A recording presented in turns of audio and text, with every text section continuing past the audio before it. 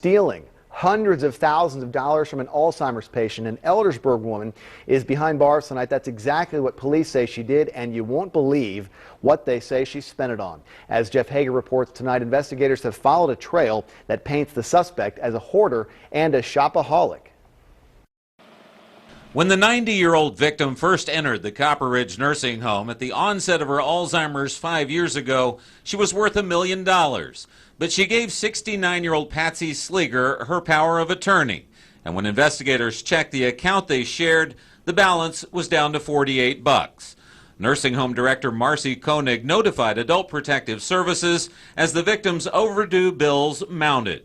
Unfortunately, in this particular case, she was designated by the resident, by the individual, as her power of attorney to make those decisions on her behalf. So legally, she was the person who had access to the resources. And so other than the reporting that we did once there became a concern, unfortunately, there wasn't a whole lot that could be done at the beginning of the process. The sign in front of Sleeger's Eldersburg home says Merry Christmas, and according to court documents, it appears every day was like Christmas, as the woman allegedly made 3,900 separate purchases from QVC and the Home Shoppers Network in just a 4-year period. When investigators showed up at the home, she had 10 unopened boxes with purchases stacked up in the living room.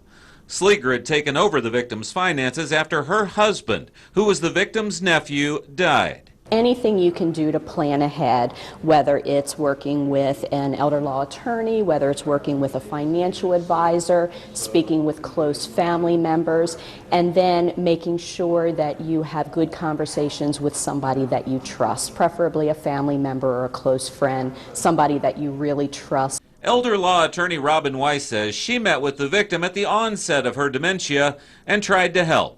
A number of years ago, I did go and meet with this particular client, and she was not willing to change at that point in time, even though it was viewed by some members in the community that she was vulnerable at that point. The alleged missing money in this case totals $775,000. And Weiss says if you don't have someone you can trust in your twilight years, you can seek a guardianship, which is a public process that's monitored by the courts. In Carroll County, Jeff Hager, ABC 2 News. According to a probable cause affidavit, Sleeger also bought 4 luxury cars with the patient's money and sold the victim's home to finance her spending spree.